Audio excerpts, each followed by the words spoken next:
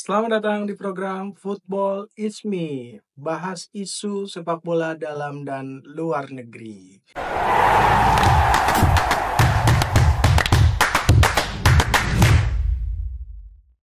Balik lagi bareng gue Guntur Widianto. Nah, di episode kali ini gue mau bahas tentang pelatih baru Persija Jakarta yang baru aja beberapa jam yang lalu itu resmi diumumin oleh akun Instagram dari Persija Jakarta. Nah, tapi seperti biasa nih, buat lo yang baru mengunjungi channel atau akun YouTube gue mau ngingetin lo semua untuk di-subscribe, kemudian di-like dan dikasih komen yang positif, dan jangan lupa diaktifin tombol loncengnya. Nah, kita masuk ke materi ya, dan sesuai dengan judul gue yang gue tulis di thumbnails, bahwa Persija baru aja mempunyai pelatih kepala baru yang mana merupakan seorang mantan pemain dan pelatih futsal. Ya, lo nggak salah dengar, lo nggak salah baca, dan lo nggak salah lihat. Karena kita sebut aja namanya, semua orang udah pada tahu namanya Mauricio Sousa.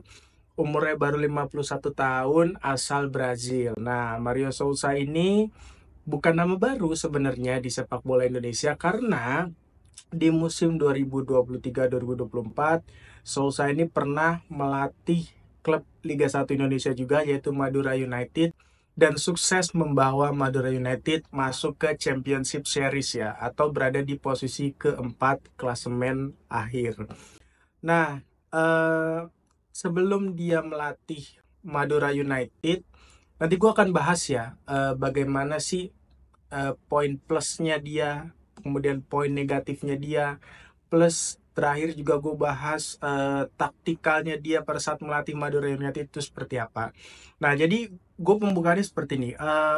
Sousa ini, yang tadi gue bilang, dia merupakan mantan pelatih dan pemain futsal sebenarnya. Jadi kalau gue hasil riset yang gue lakukan, Sousa ini dia pernah bermain futsal untuk Flamingo U20, dan dia juga pernah menjadi pelatih futsal Flamingo U20 sebelum akhirnya dia memulai karir kepelatihannya di sepak bola. Nah, sebenarnya karir pelatihannya ini panjang banget ya, dan gua nggak akan bahas satu persatu, tapi yang jelas Sousa ini udah malang melintang di klub-klub Brazil. Nah, sebelum akhirnya pada musim 2023-2024 dia pindah ke Madura United. Nah, gue mau langsung masuk ke Madura Unitednya aja ya. Jadi di musim 2023-2024 itu Sousa berhasil bawa MU atau Madura United ke peringkat keempat. Meskipun waktu itu kondisi timnya itu sebenarnya lagi nggak baik-baik aja. Dari segi finansial juga lagi nggak terlalu stabil, sama dengan kondisi Persija musim ini. Nah, dari 34 pertandingan, Souza ini berhasil bawa Madura United memenangkan 15 pertandingan, kemudian imbangnya 10 kali, dan 9 kali mengalami kekalahan. Artinya lebih banyak menangnya daripada kalahnya. Sehingga Madura United waktu itu berhasil duduk di posisi keempat klasemen sebelum masuk ke zona Champions Series ya. Nah, gue membahas dari nilai positifnya dulu kali ya. Nilai positifnya Sousa ini, dia usianya masih muda, 51 tahun tadi gue bilang, dan ini merupakan pelatih yang memang sedang atau selama ini diinginkan oleh manajemen, oleh Panca, oleh BP, dan lain-lain. Kita tahu Carlos Peña juga usianya masih muda, dan alasan Peña diambil waktu itu kan karena usianya masih muda juga. Nah, sama Mauricio Sousa ini juga umurnya baru 51 tahun, artinya masih cukup muda untuk memulai karir sebagai seorang pelatih, tapi pengalamannya udah lebih banyak. Nah, nilai positifnya, Souza ini sebelum dia melatih kelompok senior, dia pernah beberapa kali menukangi kelompok umur, mulai dari U13 sampai dengan U20 di Botafogo. Nah, ini jadi dia punya pengalaman untuk membina pemain-pemain akademi, membina anak-anak mudanya tim di Botafogo untuk kemudian dipromosikan ke tim seniornya. Nah, yang berikutnya lagi, eh, Sousa ini dia eh, pernah juga menjadi pelatih pelatih kepala di klub-klub Liga Brazil, baik itu Liga 2 maupun Liga 3. Artinya pengalaman karir kepelatihannya udah cukup bagus, menurut gue cukup matang. Ditambah dia sudah punya pengalaman melatih di Liga 1 kan. Dia sudah pernah melatih Madura United. Artinya dia tidak perlu beradaptasi lebih lama. Beda dengan waktu Thomas Doll, Carlos Peña yang mana memang belum pernah sama sekali melatih di Indonesia. Jadi Sousa ini mudah-mudahan adaptasinya lebih cepat daripada pelatih-pelatih yang sebelumnya. Nah, kemudian kenapa gue bilang tadi dia melatih kelompok umur itu menjadi sesuatu yang positif? Karena memang kita semua tahu bahwa elit pro akademinya Persija itu bagus banget ya. Dia termasuk salah satu yang berhasil melahirkan pemain-pemain usia muda, kemudian dipromosikan ke tim senior. Ya, let's say misalnya ada Rehan Hanan, ada Rio Fahmi, kemudian banyak pemain muda yang diorbitkan, baik itu di eranya Thomas Doll maupun di eranya Carlos Peña. Nah, eh, ini artinya tradisi untuk mempromosikan pemain-pemain muda ke jenjang yang lebih senior ini dipastikan bakalan berlanjut lagi nih. Nah, artinya kalau begitu Persija bisa lebih saving money-nya, lebih hemat uang. Karena kita tahu manajemen Persija kan ya lagi terkendala soal finansial dan lain sebagainya. Makanya dengan memilih Sousa, mungkin menurut gue salah satu keputusan manajemen memilih Sousa juga karena memang Sousa ini lebih senang memainkan pemain-pemain muda ya. Nah, itu kelihatan dari pengalaman dia banyak menukangi tim-tim di kelompok umur.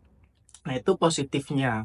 Kemudian ya kita tahu juga bahwa Persija itu kan sekarang banyak ditinggal pemain-pemain senior, terutama pemain asing ya. Ya ada Simic, Kudela, Machigayos, Ramon Bueno, Pablo Andrade, kemudian Abimanyu, Ferrari, dan Reski Fandi itu kan sudah resmi meninggalkan Persija. Artinya ini slot-slot ini bisa diisi oleh pemain-pemain asing yang berusia muda maupun pemain lokal yang mungkin bisa diambil dari kelompok akademinya EPA-nya Persija.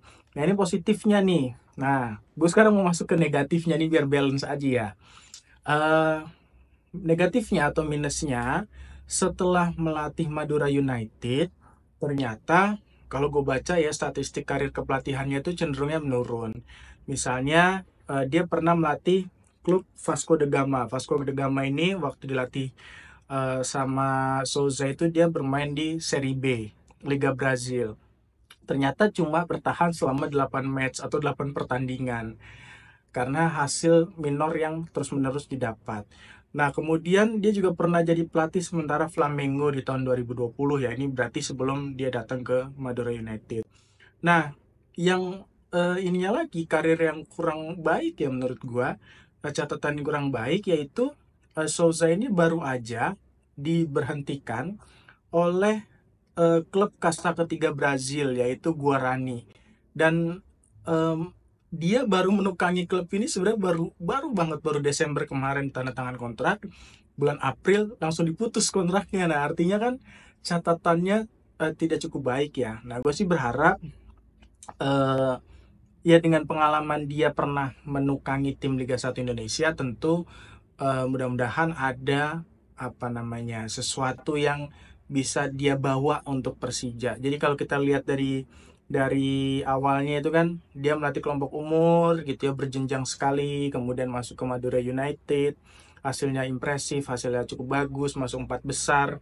Tapi setelah itu ya dia karirnya menurun. Itu tadi yang gue bilang, 8 pertandingan dipecat, 4 bulan dipecat. Nah, artinya mudah-mudahan sih ketika dia balik lagi ke Persija trennya naik lagi jadi positif gitu.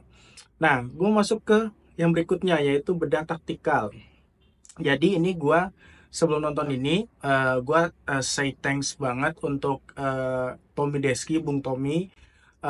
Jadi gue nonton analisa-analisanya dan menurut gue make sense banget. Karena ketika gue lihat juga, gue komparasikan dengan pada saat gue nonton Madura United di bawah asuhannya Mauricio Sousa ini, memang kan dia tuh formasinya sebenarnya pakemnya itu antara 4-3-3 atau 4-2-3-1 ya. Jadi antara dua skema itulah dia pakai itu.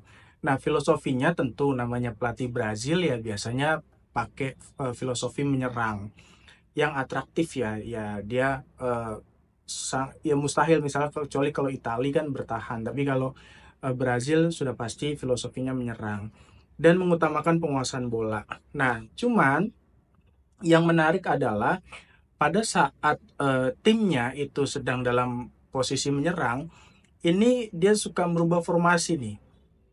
Yang semula dari 4-3-3 atau 4-2-3-1, kemudian dirubah menjadi 3-2-5. Jadi 3 center back di belakang, ditambah 2 gelandang bertahan di tengah, plus 2 sayap dan 3 di depan. Artinya apa atau skema yang dipakai oleh Sousa ini super ofensif ya gue bilang. Jadi luar biasa nih. Nah, pola ini adalah pola yang sama yang digunakan oleh Xavi pada saat melatih Barcelona. Jadi setelah gue lihat ya bener juga apa yang disampaikan oleh Bung Tommy Deski, ya ternyata dia sering pakai pola 3-2-5 pada saat menyerang. Nah, pada saat bertahan, Sousa ini sering menggunakan skema 5-2-3, artinya dia menumpuk back di belakang 5, kemudian menumpuk 2 pemain di tengah lagi dan 3 pemain di depan. Nah, 3 pemain depan ini fungsinya adalah untuk melakukan blocking sejak awal. Jadi sejak awal sudah di blocking, sudah dilakukan press, kemudian juga masuk lagi ke lapis 2-nya ada 2 gelandang bertahan ditambah 5 back ya. Nah, artinya apa? Artinya Sousa ini adaptif gue bilang. Karena di atas kertas dia menaruh formasi 4-3-3 atau 4-2-3-1, tapi pada saat implementasi di lapangannya itu bisa berubah-ubah tadi yang gue bilang dari 3-2-5 kemudian 5-2-3. Nah, menurut gue ini bagus. Kenapa bagus? Karena Persija tuh kita punya banyak pemain-pemain yang dia punya speed yang tinggi.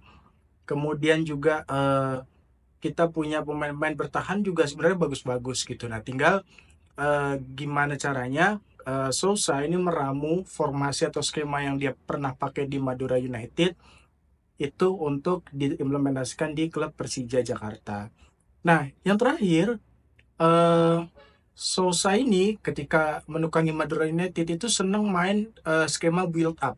Jadi dia nggak buru-buru langsung crossing ke depan, dia mulai dari kiper, kemudian center back, masuk ke tengah, kemudian ke sayap dan seterusnya.